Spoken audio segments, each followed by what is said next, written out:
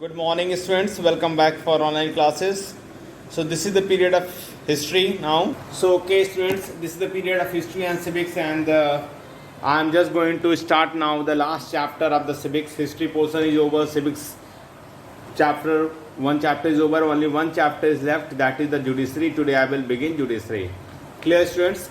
If we talk about the executive, so this part is already over. And I have given the question answer exercise in a PDF form as an image form.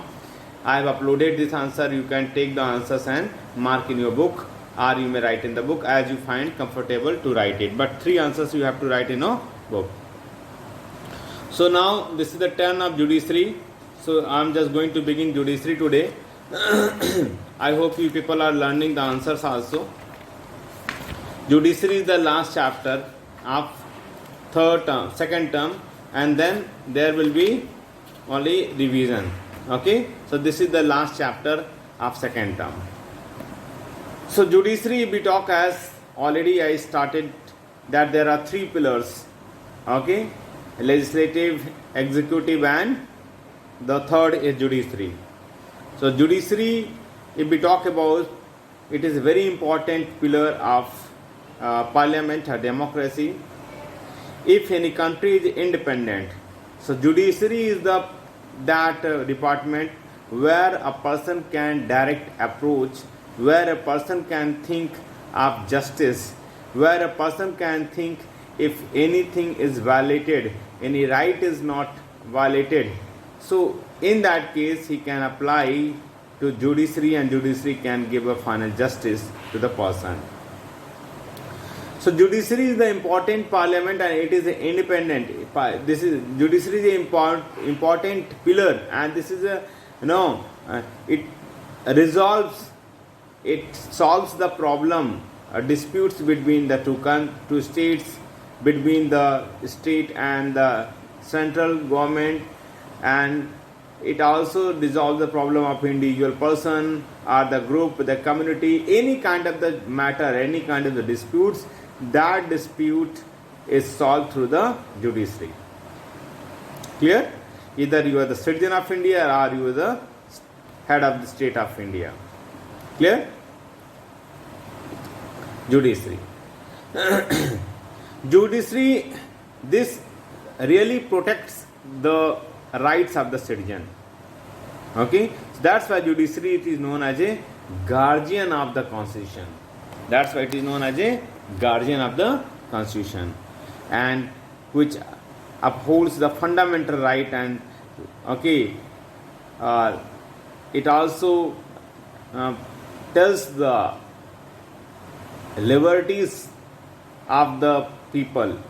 So according judiciary, a person can be punished if he has found the guilty of any crime. Clear? If he is proved guilty, so according the court of the law, according the process, a person can be punished. Judiciary is that place. So there are a long process, because bottom level, if we talk about, so bottom level of the cases is usually connected with the village or the town level. Clear? Where the lower court is made.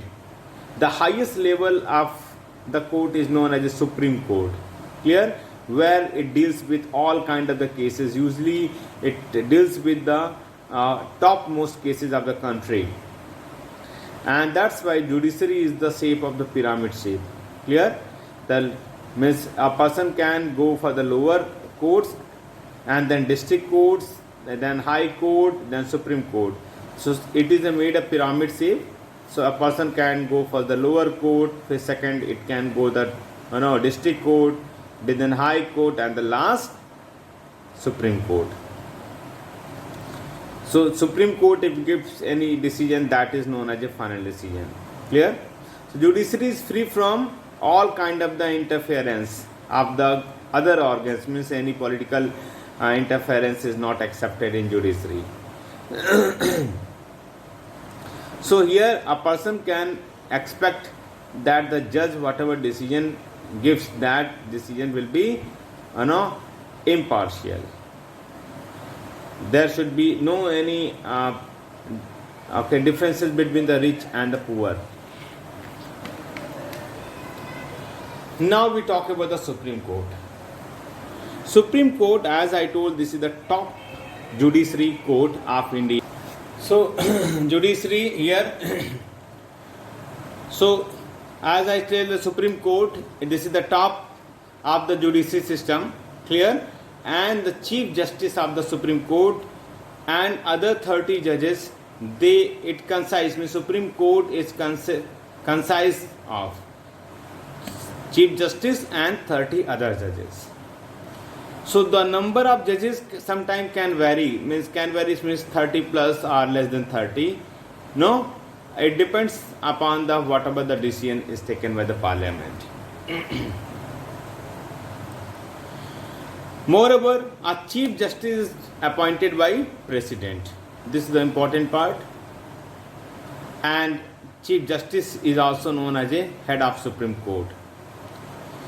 Other judges are also appointed by the President in the Constitution with Chief Justice. So President administrates, he gives the oath to all officers, all of them, because they are just going to take the part of the highest duty of India.